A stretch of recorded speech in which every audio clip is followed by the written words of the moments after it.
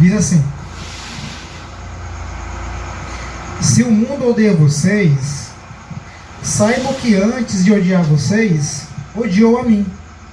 Se vocês fossem do mundo, o mundo amaria o que era seu. Mas vocês não são do mundo. Pelo contrário, eu, dele, os escolhi. E por isso o mundo odeia vocês. Lembre-se da palavra que eu disse a vocês: o servo não é maior do que seu senhor. Se perseguiram a mim, também perseguirão a vocês. Se guardaram a minha palavra, também guardarão a de vocês. Tudo isso, porém, farão com vocês por causa do meu nome, porque não conhecem aquele que me enviou. Se eu não tivesse vindo e lhes falado, eles não teriam nenhum pecado. Mas agora não tem desculpa do seu pecado. Quem odeia a mim, odeia também a meu Pai. Se eu não tivesse feito entre eles as obras que nenhum outro fez, eles não teriam nenhum pecado. Mas agora, não somente viram, como também odiaram tanto a mim como meu Pai. Isso, porém, para que se cumpra a palavra escrita na lei deles: odiaram-me sem motivo.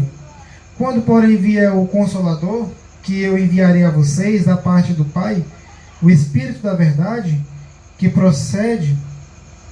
dele procede, esse dará testemunho de mim, e vocês também testemunharão, porque estão comigo desde o princípio. Amém, gente.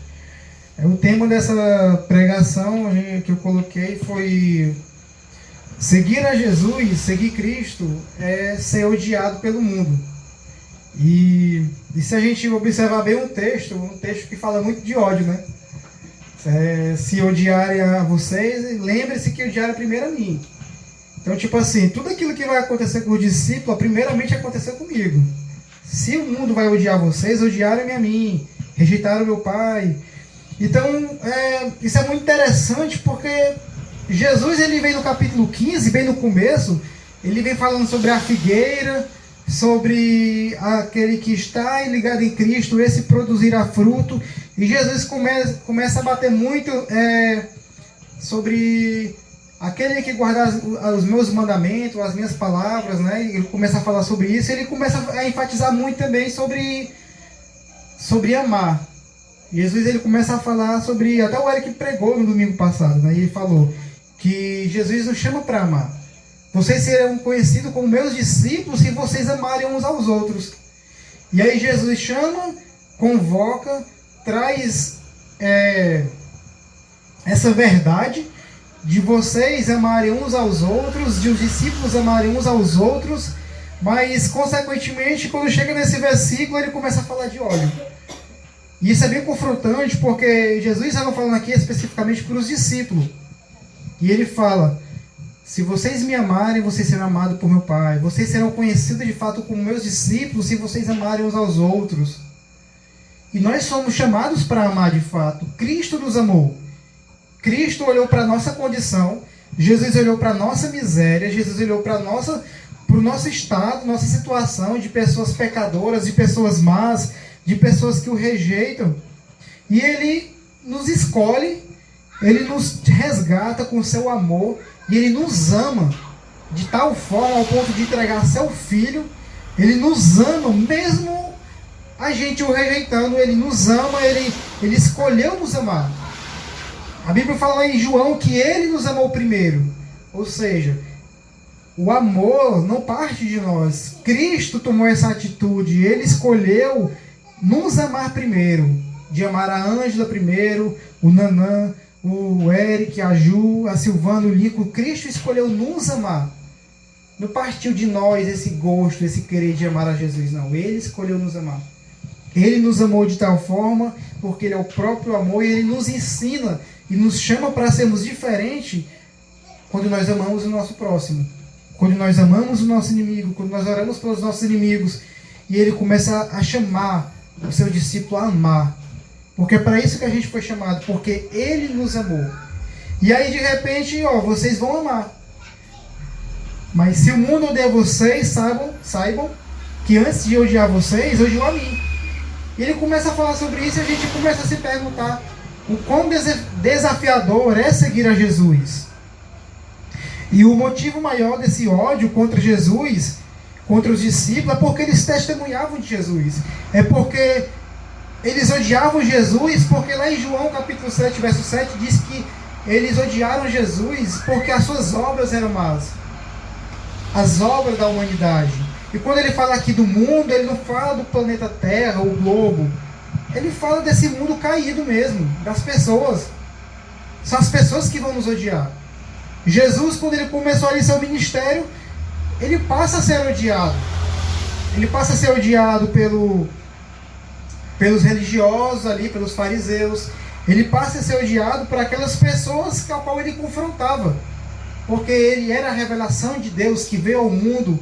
Né? A gente até conversou sexta-feira lá na casa do Nanan, né? Do Renan, que Deus ele escolheu se revelar para a humanidade. E Deus escolheu habitar no meio de seu povo. Deus, santo, perfeito, escolheu habitar no meio de pessoas imperfeitas. Então Deus ele chama ali o povo de Israel e pede para o povo construir um tabernáculo para que a presença de Deus se manifestasse naquele lugar. Para que o povo fizesse o culto através do sacrifício, para pedir perdão. Então Deus ali começou a se comunicar, a se revelar, a falar com o seu povo, ao povo a qual ele escolheu. O povo que ele escolheu, que tirou da escravidão do Egito. E de repente Deus fala para Davi, e aí vai Salomão lá e começa a construir o templo, e aí vai modernizando, vê um templo lá em Jerusalém, onde o povo eles continuavam a se reunir novamente para fazer seus cultos ali, um culto que era totalmente diferente do nosso. Eles faziam sacrifício ali a Deus, e Deus se manifestava no meio daquele povo ali num lugar determinado chamado Santo dos Santos, né? E Deus se revelava ali, Deus falava com o sacerdote. E aí de repente Deus ele se encarna na pessoa de Cristo, em um ser humano, e ele veio à terra. E Deus continua habitando no meio de seu povo, não um templo, mas através da pessoa de Cristo. E o Verbo se fez carne e habitou entre nós. E essa palavra habitou tem o significado de tenda. Deus se fez tenda entre nós. A tenda não é mais um lugar geográfico, no sentido de um templo. Mas agora é o próprio Cristo que se encarnou e habitou no meio da humanidade para se revelar, para expressar e manifestar o amor e o perdão e arrependimento para a humanidade. E consequentemente, Deus habita no seu povo. Nós somos templo e morada do Espírito Santo. Ou seja, o Espírito Santo começa a habitar no nosso coração. Deus ele se encarnou, Jesus foi ao céu e o Espírito Santo veio e ele agora habita dentro de nós. Então Deus ele começa a habitar dentro de nós. Deus começa a gerar transformação em nossas vidas. E aí é interessante porque se a gente for olhar para a Bíblia, Deus ele sempre vai falar que não há de fato uma relação entre Deus e o mundo caído. Né? Ele vai falar lá em Tiago 4,4 que diz que quem quiser ser amigo do mundo constitui-se inimigo de Deus. Ou seja, ser amigo do mundo é ser inimigo de Deus. Compactuar com o princípio, com os valores que não são de acordo com a vontade de Deus, isso mostra que eu sou o inimigo de Deus. A Bíblia fala isso, Tiago fala isso. O 1 João 2,15 fala que quem amar o mundo, o amor do Pai não está nele. Quem amar o mundo, né? E quando a gente fala amar o mundo, a gente, às vezes, como eu falei, né? Mas nós somos do mundo, nós moramos no mundo. Mas ele fala no sentido desse mundo caído. Um mundo que é contaminado com o pecado. E é um mundo que rejeita a Deus.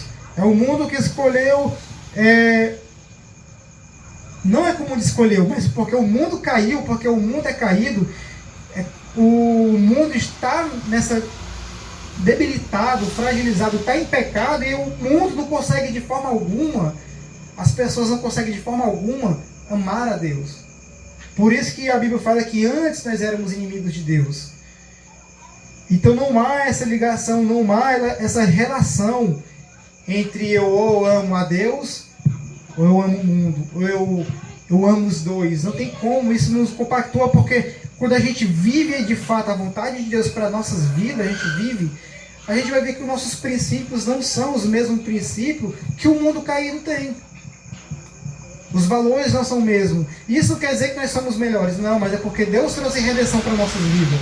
Deus nos salvou e com a graça de Deus, a gente, por meio do Espírito Santo, a gente começa a viver a vontade de Deus e a viver os princípios que Ele estabeleceu. E aí é interessante porque nesse contexto, aqui um teólogo chamado William, ele começa a falar aqui desse tempo no tempo de João, no tempo que esse livro foi escrito e tal, que aconteceu isso, que Jesus falou essas palavras. Ele fala que o ódio contra os discípulos, contra os cristãos, já havia um ódio muito profundo aqui da parte das pessoas, do governo romano contra os discípulos, porque eles consideravam os discípulos, os cristãos, pessoas desleais ao Império Romano. Por quê? Porque o Império Romano ele se apossou daquele território, daquelas pessoas, mas eles deram condição. Inclusive o próprio, não lembro o nome do imperador, mas foi ele que construiu, reformou o Templo de Salomão para a galera dos judeus irem ali cultuar, os judeus, os gentios. Mas só que eles estabeleceram uma regra. Vocês podem sim ter sua liberdade religiosa, mas acima de tudo vocês têm que adorar o imperador. Vocês podem adorar o seu Deus, mas o Deus de fato aqui, de verdade, é o imperador. Ele é que é o rei, ele é que é o Senhor, ele é que é Deus. Porque nesse contexto, os imperadores romanos, eles eram adorados pelo seu povo, pelos romanos. E de certa forma, quando eles conquistavam o território, eles queriam impor essa ideologia naquele povo. Então, tipo assim, para você ser cristão aqui, para você adorar o seu Deus no culto, vocês têm que se submeter ao governo, ao que o império estava estabelecendo. Ou seja, você vai ter que se curvar diante dos imperadores. Você vai ter que se curvar diante dos deuses. Você vai ter que se prestar culto através do incenso que era queimado ali ao imperador.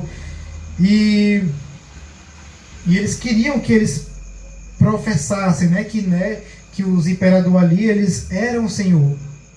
Então isso, ao mesmo tempo, para aqueles cristãos, de verdade, isso era uma ofensa também. Porque os cristãos, eles entendiam que Senhor só existe um. Não é o imperador, é Cristo, é Deus. Ele é o Senhor da nossa vida, Ele é o Criador.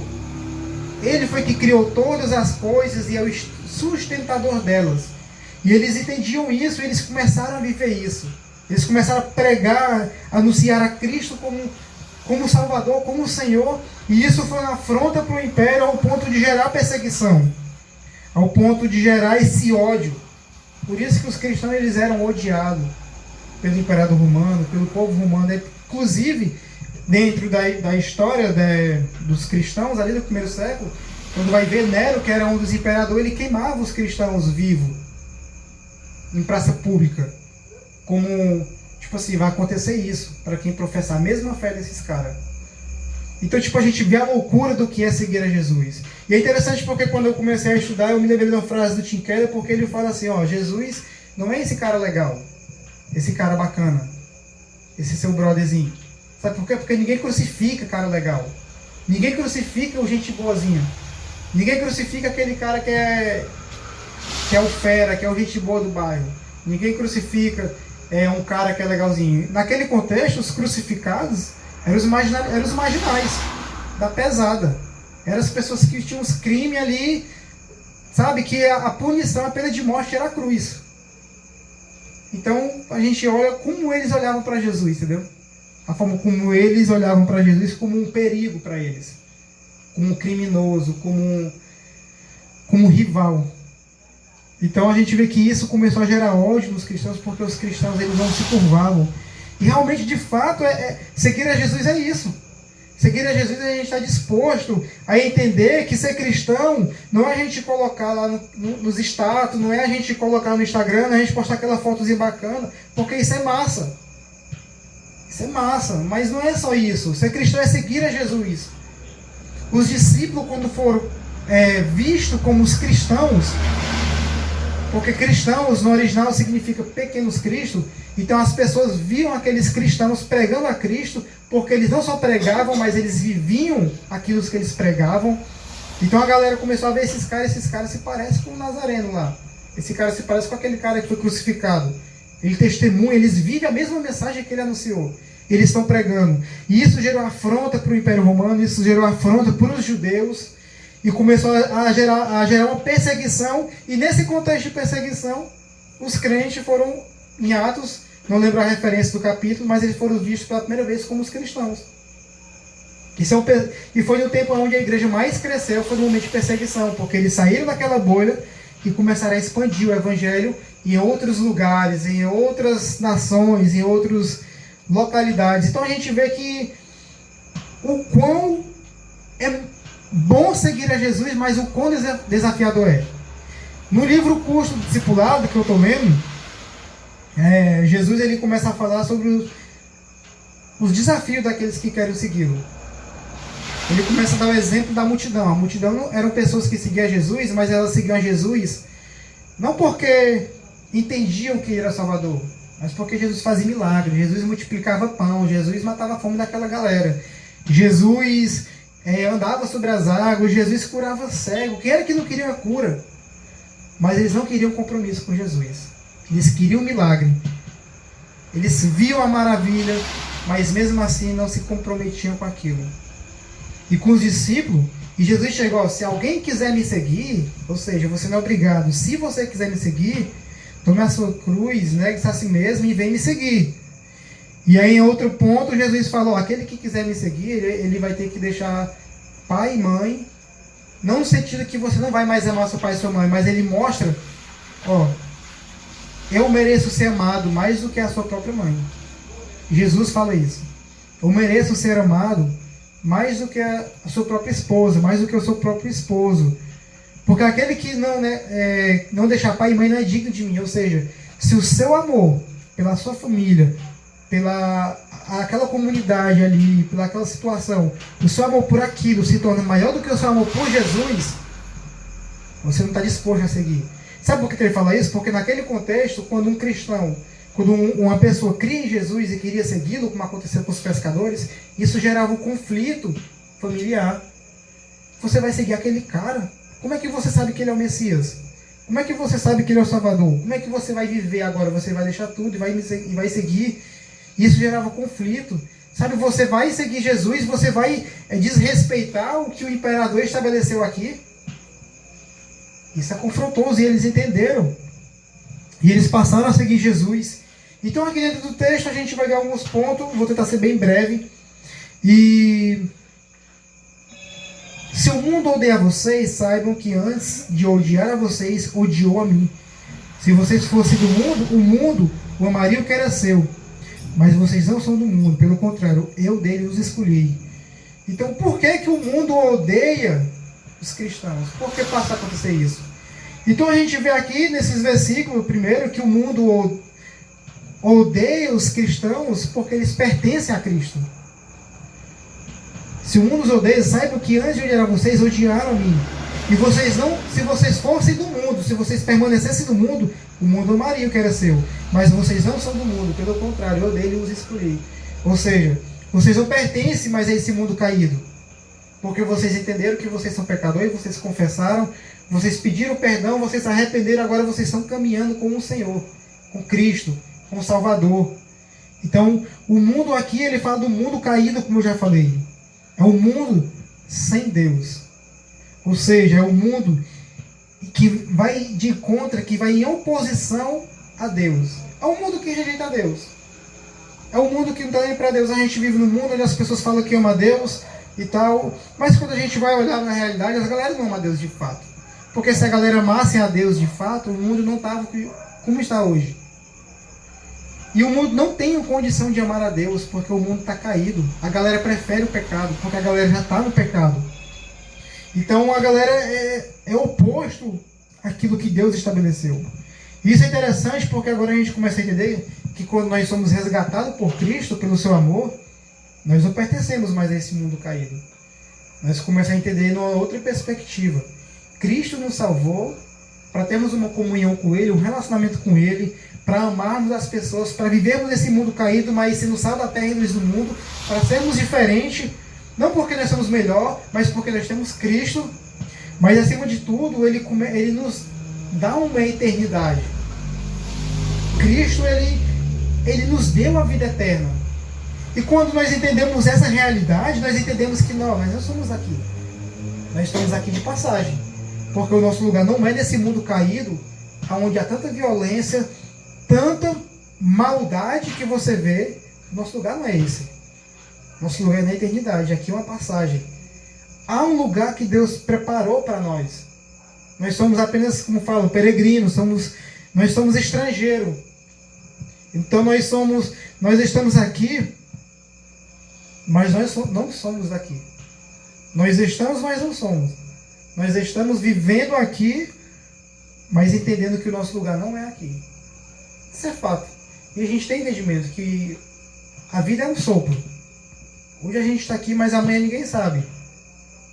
Né? E a gente tem essa certeza da eternidade. A gente tem certeza que Cristo tem preparado um descanso eterno para nós. Um lugar, uma eternidade onde não vai haver mais dor, não vai haver mais sofrimento, não vai haver mais perseguição e nem ódio. É um lugar de amor e amor a Deus. E aí o mundo, ele odiou a Cristo. Se o mundo odiou a Cristo, o mundo nos odeia. E lá em Mateus 10, 22 fala, né? Todos os odiarão por minha causa, mas quem perseverar até o fim será salvo. E Jesus começa a falar para os discípulos: o mundo vai odiar vocês, mas é por minha causa. Entendeu? O mundo não odeia nós. O mundo não odeia o Eric, a pessoa do Eric. O mundo odeia o Eric que vive em Cristo. Não é a pessoa dele. É os princípios que ele carrega. É os valores que ele tem, que ele é fiel a esses valores, que vai contra aquilo que o mundo ensina. São princípios que Cristo nos ensinou. Então o ódio do mundo por Jesus teve presente desde quando ele começou o seu ministério. Que ele começou a falar sobre arrependimento. Quando ele começou a pregar verdades que confrontavam o pecado daquele povo. E realmente, quando há aquele confronto, que você olha para a sua condição, realmente, eu sou pecador. Só que eles não queriam aceitar isso. Porque quem era Jesus que estava me acusando? Entendeu? Quem é esse cara que come e bebe com pecadores? Quem é esse cara? Quem esse cara diz que é Deus? Que tem a autoridade de Deus e vir aqui e nos julgar. Nós que guardamos a lei, nós que vamos ao templo, nós que fazemos sacrifício, quem ele pensa que é? Então, Jesus ele convoca os discípulos a viverem amor uns pelos outros e a entender que eles vão viver num mundo de ódio. Então, a primeira resposta do mundo aos seus discípulos, a primeira resposta que o mundo vai dar para aqueles que seguem Jesus ao discípulo de Jesus é o ódio. Essa é a primeira resposta que nós vamos ter. E geralmente, hoje nem tanto, mas geralmente quando a galera entregava a vida para Jesus, eu que venho de uma família bem católica, né? Hoje já é mais de boa, mas quando a gente olha para alguns tempos atrás, parecia que havia uma rixa, né? A lei dos crentes e tal, então havia essa, de certa forma, não era uma perseguição, mas havia essa barreira da galera entender que eu mesmo sendo católico, ou sendo crente, cristão, a gente pode ser amigo. Só que havia uma barreira, e isso houve na minha família. A minha avó, quando soube, a minha mãe, que eu entreguei minha vida para Jesus, ela chorou, entendeu? E gerou um desconforto para ela no começo, sabe? E claro que não gerou ódio, mas talvez a família eu acompanho alguns missionários que têm trabalho fora, com refugiados na Turquia e tal. E tem um cara que ele passou a seguir a Jesus, começou a estudar, ele era islâmico e começou a estudar sobre Jesus, começou a ler a Bíblia, ele teve esse encontro com Jesus. Nesses tempos que ele tinha de leitura bíblica, de oração, ele entendia que precisava de algo mais e Deus falou com ele e tal, ele entendeu, e quando ele foi professar a fé dele, ele foi expulso da família dele. Ele teve que sair do país, porque a gente sabe que um país islâmico a porcentagem de cristão lá é muito pouca, e olha lá se tem. Tanto nesses países aí, Arábia Saudita, Coreia do Sul, né, se não me engano, Coreia do Norte, a gente sabe que são pessoas que não podem chegar aqui, eu sou crente. E são pessoas que morrem por causa de Jesus, porque amam a Jesus, que entregaram a sua vida para Jesus. E essas pessoas, tipo assim, pelo fato de eles simplesmente confessarem a Jesus. E isso gera um ódio naquelas pessoas ao ponto de matarem. Então, o mundo nos odeia por causa de Cristo. Porque nós vivemos a vontade de Deus. E se o mundo nos odeia, é porque ele primeiramente odiou a Cristo. E no verso 20 e 21 a gente vê que o mundo nos persegue ou passa a perseguir os cristãos porque nós somos servos de Cristo. Nós somos servos de Cristo. Nós como cristãos a gente serve a Cristo. O fato de nós amar as pessoas, de nos doarmos em prol do próximo, a gente está servindo a Cristo. Né? Jesus fala que é aquele que me desse de comer, me desse de vestir, né? Ele fala que há uma recompensa e tal. Então Jesus, ele mostra que a gente está aqui para servi-lo, sabe? Para nos entregarmos, para amarmos o nosso próximo, isso é servir. Então fomos chamados para servir. O próprio Jesus, como Senhor, ele serviu as pessoas. E serviu entregando a sua vida, morrendo na cruz. E interessante porque ele vai mostrar aqui em seguida que ele fala, lembre-se da palavra que eu disse a vocês, o servo não é maior do que o seu Senhor. Ele fala isso na ceia, quando ele está lavando os pés dos discípulos, que eles não queriam ser servidos por Jesus, ele não lava os pés, naquele momento ali e tal, e Jesus começa a lembrar isso, ou seja, vocês não são melhor do que eu. Se eu, que sou o Senhor, Salvador, fui humilde, servi as pessoas, servi os pecadores, sabe, eu tive com as pessoas servindo, e mesmo assim eu fui odiado e fui perseguido, o servo não é maior do que seu Senhor. Porque o Jesus era o Senhor da vida daqueles caras. E eles, como servo, entendiam que não era maior. Ou seja, se me perseguirem, vão perseguir vocês também. Vocês vão passar por esses perrengues. E assim como o Senhor foi perseguido pelo mundo, logo os seus servos serão perseguidos de alguma forma. Talvez não como acontece nos países perseguidos realmente. Mas a gente vai para a nossa realidade da universidade, por exemplo. Se um cara se diz que é crente na universidade, ele é taxado. Ele é o idiota da turma, entendeu? E a galera já liga logo o crente com o negócio de política, aí começa a ligar que o cara é de direita, não sei o quê, aí exclui o cara e nem conhece o pensamento do cara, e cristianismo não tem nada a ver com ser de esquerda ou de direita. Cristianismo é vida com Deus, é viver a vontade de Deus, entendeu? E aí o cara começa a ser rejeitado lá, com essas ideias. Se o cara é de esquerda, começa a ter essas desavenças, aí o cara vai para a faculdade, e aí começa a entrar naquele mundo ali, e aí vem a galera que se diz ateu e começa a zombar, e diz, querendo ou não, há pessoas que sofrem uma perseguição, sim, por parte dos professores, né, de afrontar a fé daquelas pessoas e tal. E aí a gente passa a ser perseguido, a gente como amigos e servos de Cristo, nós somos perseguidos. O mundo, na verdade, não, como eu falei, o mundo, na verdade, não odeia a nossa pessoa. Ninguém odeia a Ju. A Ju é uma pessoa legal, você sentar com ela e conversar. Mas o mundo odeia o nome de Cristo na Ju. O mundo odeia o Cristo, o nome de Cristo que está em nós. O mundo odeia-nos porque não conhece a Deus. E quando ele nos odeia, passa a odiar a Deus, a Jesus. Eles não rejeitam simplesmente a nós, mas a Cristo. Porque se eles tivessem conhecido a Deus, eles teriam reconhecido a revelação de Deus em Cristo. Mas eles não escolheram isso. Isso é tão interessante porque lá em Atos, a história do Paulo, né? Antes de ele ser cristão, o Paulo ele perseguia os cristãos. Ele entrava nas casas e começava a espancar a galera, começava a açoitar e tal, até matar pessoas porque professavam o nome de Cristo. E de repente, quando ele vai fazer uma trajetória, ele vai percorrendo um caminho e chega em Damasco, ele cai no chão ali, né? E ele tem encontro com Cristo naquele momento. E a pergunta que Jesus faz para ele não é: Saulo, por que você persegue a igreja, né? Porque persegue meus discípulos, porque persegue os meus servos, por que você persegue os crentes da igreja local? Por que você persegue os crentes da Assembleia de Deus, os crentes da Presbiteriana, da Deus e Amor? Ele não fala isso. A primeira pergunta que Jesus fala quando vai de encontro de Paulo, ele fala assim: ó, Saulo, Saulo, por que me persegues? O fato de ele estar perseguindo os cristãos, ele não estava simplesmente perseguindo a igreja, os cristãos. Ele estava perseguindo o próprio Cristo. Saulo perseguiu o Cristo na vida dos discípulos, dos cristãos. Então a gente, por pertencermos a Cristo, por sermos servos de Cristo, por amarmos a Cristo, por nós entendermos que há princípios e valores que nós devemos prezar, que nós vivemos, e isso vai gerar um ódio nas pessoas.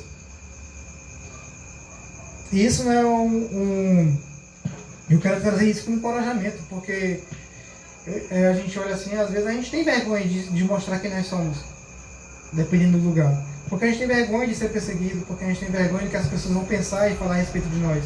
Mas a gente nunca para pensar o que Deus pensa sobre nós. O que Deus, ele vê em nós, entendeu? A gente passa a pensar o que as pessoas vão achar de nós, mas não o que Deus pensa sobre nós, a respeito disso. Nós somos filhos de Deus, servos de Cristo, chamados para amar a Jesus. E esse mundo que persegue os discípulos, esse mundo que persegue os cristãos, é um mundo que se torna culpado porque ele ouviu a Cristo, o enviado de Deus, mas odiou. Jesus pregou e a galera que odiava estava lá, querendo prendê-lo, querendo apredejá-lo, querendo crucificá-lo antes do tempo.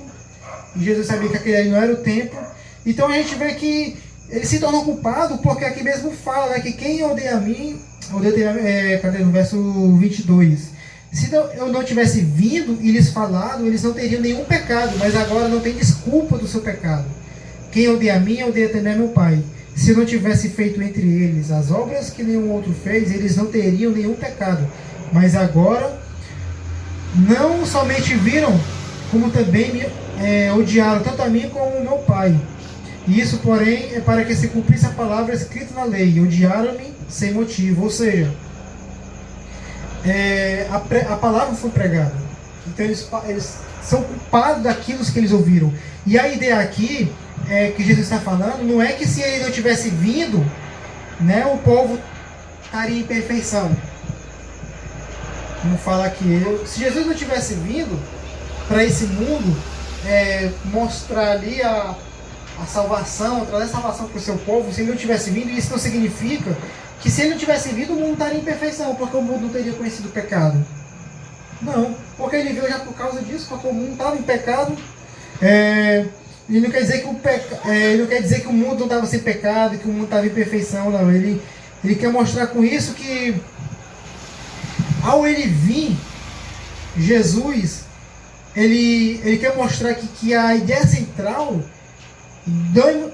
dominador dos pecados, não é o fato de eu mentir, não é o fato de ser uma prostituta, não é o fato de fazer isso, fazer aquilo, mas ele quer mostrar que o pecado mesmo, ele acontece, o pecado central é a nossa rejeição a Deus. Então a gente começa a dar título, né?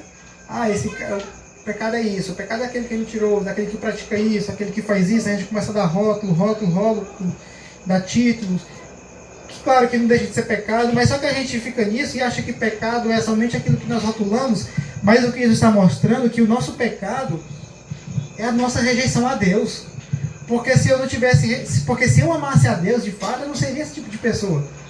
Porque eu conheceria a Deus, conheceria a sua vontade para a minha vida, viveria essa vontade. Então, o mundo ele rejeitou, ele passa a rejeitar a revelação de Deus em Cristo, ele passa a rejeitar a graça de quem Deus é na pessoa de Cristo.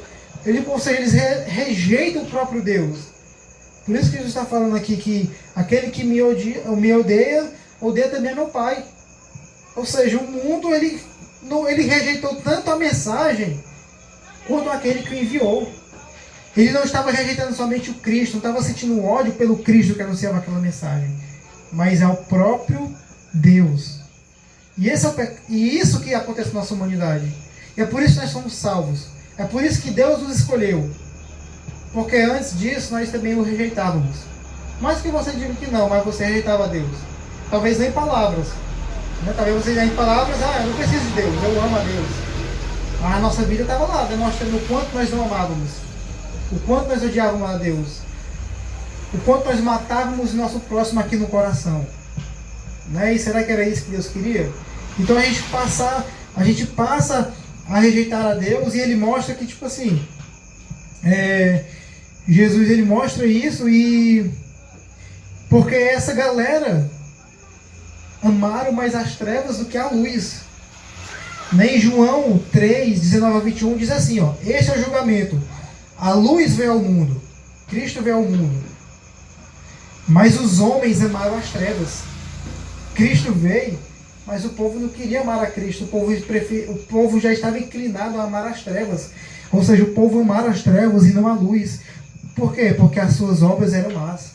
Porque o nosso coração é corrupto. O nosso coração é inclinado para aquilo que é mal, para aquilo que é pecado. Porque a nossa vontade mesmo, se não fosse Cristo, era realmente de nos entregarmos ao pecado, de regozijarmos com o pecado, de amar aquilo que é mal aos olhos de Deus. E ele fala: mas quem pratica a verdade vem para a luz, mas para que se veja claramente que as suas obras são realizadas por intermédio de Deus. E em um pensamento paralelo, e como há nos outros evangelhos, né, como Marcos, Lucas e Mateus, os galileus contemporâneos ali de Jesus, eles são censurados porque Jesus começou a pregar o arrependimento. Jesus começou a pregar, Jesus começou a fazer milagre, mas aquele povo, eles não se arrependeram. Aquele povo, eles amaram as trevas, eles rejeitaram a luz, e houve ali uma falta de arrependimento daquele povo. E aí Jesus começa a falar, né, sobre um julgamento mais severo que há de acontecer nas cidades pagãs, como Tiro, Sidom, né? Ele fala que de fato há uma punição pior do que a de Sodoma. Ou seja, aí ele fala aqui em Mateus do 11 ao 24. Então Jesus começou a denunciar as cidades que havia sido realizada a maioria dos seus milagres. Jesus foi naquela cidade, Jesus pregou o evangelho, Jesus fez milagre para mostrar de fato que ele era Deus, e isso não gerou arrependimento naquela galera, e ele começa a trazer ali uma palavra de juízo, né? Porque não, ele fala, então Jesus começou a denunciar as cidades em que havia sido realizada a maioria dos seus milagres, porque não se arrependeram. E ele fala: ai de vocês, Corazim, ai de vocês, Betsaida, porque se os milagres que foram realizados entre vocês tivessem sido realizados em Tiro e Sidom, há muito tempo elas teriam arrependido, vestido roupas de saco e cobrindo de cinza. Mas eu lhes afirmo que no dia do juízo haverá menor rigor para Tiro e Sidom do que para vocês. E você, Cafarnaum, será levado até o céu? Não, você descerá até o Hades. Se os milagres em que vocês foram realizados tivessem sido realizados em Sodoma, ela teria permanecido até hoje. Mas eu lhes afirmo que no dia do juízo haverá menor rigor para Sodoma do que para você. Ou seja, ele começa a falar, se vocês não se arrependeram, meu irmão, no dia do juízo, o couro vai comer. Entendeu? Não vai ter mais tempo. E ele começa a trazer isso. Aquele povo não se arrependeram. Aquele povo, ao invés de crer no que Jesus estava fazendo, eles começaram a rejeitar a Jesus. Começaram a odiar, e odiar assim, consequentemente ao próprio Deus. Então, Jesus mostra que se essa galera não se arrepender, eles são indesculpáveis diante de Deus, porque eles ouviram a mensagem do Evangelho e mesmo assim não se arrependeram. Mas aí Deus, ele começa aqui a falar sobre o Espírito Santo, né? O Espírito da verdade. É dele que procede, dará testemunho de mim. Ou seja, Jesus vai para o céu, ele vai partir para o céu futuramente, mas ele deixa o Espírito Santo, que vai nos conduzir a toda a verdade, que vai mostrar a verdade de Deus revelada e vai nos ajudar a viver essa verdade. E é o Espírito Santo que nos capacita a testemunhar de Cristo. É o Espírito Santo que faz com que a gente chegue naquelas pessoas que nos odeiam e ame. É o Espírito Santo que nos capacita a amar as pessoas.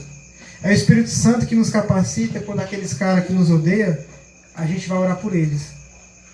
Que quando eles desejam o nosso mal, a gente vai desejar o bem. A gente vai abraçar. Porque lá em Romanos fala que só se vence o mal com o bem. Não se vence o mal com o mal. É com o bem. Mesmo que esse bem não seja retribuído. mas você vai ser retribuído por Deus. E isso é dar testemunho de Deus. Isso é ser diferente. Não é chegar pra galera e aquele cara me odeia, aquele cara desejando mal, eu chegar e afrontá-lo da mesma maneira, ou seja, odiando, querendo mal, querendo que ele morra, que aconteça alguma coisa com ele, porque você não aguenta mais ele. Isso mostra que você de fato não está em Cristo. Porque quem é maldoso, quem carrega ódio no coração é o mundo, porque o mundo não conhece a Deus. O mundo rejeitou aquele que o amou. E aquele que amou o mundo nos escolheu, nos amou. E que nós possamos ter, de fato, esse encontro com esse amor. Sabe? Que nós possamos a cada dia nos acordar e dizer: Jesus, me ensina a amar hoje. Me ensina a amar minha mãe. Me ensina a amar os meus irmãos. Porque aqui em casa está insuportável. Me ensina a amar essas pessoas. Me ensina a amar a minha esposa, Pai. Todos os dias. Porque o evangelho começa em casa. É em casa que você é afrontado. É em casa que você mostra quem você é. Sabe? Me ensina a amar meu esposo. Me ensina a amar o meu colega no trabalho. Sabe? Me ensina a chegar nessa galera e a amar, Jesus. A amar. Apesar de quem elas são. E não a julgar. E não olhar para o pecado delas e achar que eu sou superior a elas. Não, porque você é pecador. A diferença é que você tem Cristo e você se arrepende do que você faz, ele não. Sabe? Jesus me ensina a amar. E Jesus está preparando isso, porque os discípulos amaram. Os discípulos foram perseguidos, foram mortos, mas continuaram testemunhando com a graça de Deus, por meio do Espírito Santo, desse amor. Pedro foi crucificado de cabeça para baixo, porque ele disse que não era digno de ser crucificado como Jesus. Jesus, quando foi crucificado, ele disse: Pai, perdoa-os, porque eles não sabem o que fazem. Eles não sabem. São cegos. Eles amaram mais as trevas do que a ti, Pai. Sabe, o julgamento deles, daqueles que não se arrependeram, vai acontecer no dia do Senhor. Quando tudo se consumar, quando nós formos para a eternidade de fato ali, vai ter o julgamento. E esse julgamento não é nosso, é Deus que vai ter com essas pessoas. Nosso papel aqui é amar. É ajudar, é aconselhar, é chegar junto, entendeu? E seguir a Jesus é isso. Seguir a Jesus é a gente estar de fato, que seguir a Jesus não é um oba-oba. Sabe, Jesus é assim o nosso brother, porque ele é nosso irmão, ele está aqui com a gente, sabe, ele é a nossa rocha, como foi cantado. Ele é a nossa fortaleza. É para ele que nós corremos quando as coisas apertam, quando as coisas estão difíceis, quando as coisas não vão bem em casa, quando a minha vida não está bem. Sabe, quando eu estou precisando de um milagre ali, né, a gente corre logo para quem? Para Deus. Porque a gente encontra nele descanso, a gente encontra nele, né, ali paz. Então lembre-se que se Jesus nos chama para segui-lo, mas tem um se. Por quê? Porque ninguém é obrigado a seguir Jesus. Jesus nunca obrigou ninguém a segui-lo. Jesus nunca obrigou os seus discípulos. Jesus nunca obrigou Judas a segui-lo. Judas caminhou com Jesus, mas ele não se arrependeu. Ele não se arrependeu dos seus feitos, e Jesus de forma alguma chegou para ele e o julgou. Ó, você vai ter que sair daqui da turma aqui. Você está pecando, você está isso e isso. Não, Jesus pregava, afrontava lá e não gerava arrependimento. E quando chega no capítulo 13, bem no comecinho, vai e fala que Jesus amou os seus discípulos e os amou até o fim. Ou seja, Jesus amou aqueles que o abandonaram, aqueles que o rejeitaram, aqueles que o negaram, aqueles que trocaram ele por 30 moedas de prata, aqueles que negaram 3 vezes. Jesus continuou amando. Jesus foi para a cruz amando essa galera. Só que alguns se arrependeram e outros não. E seguir a Jesus é isso. Seguir a Jesus é estar disposto a abrir mão do seu próprio eu, da sua própria vontade. E entender que há uma vontade maior, melhor, mais agradável do que a minha. Que o Espírito Santo nos capacite a cada dia para vivermos essa vontade, a vivermos essa verdade e a testemunhar dessa verdade.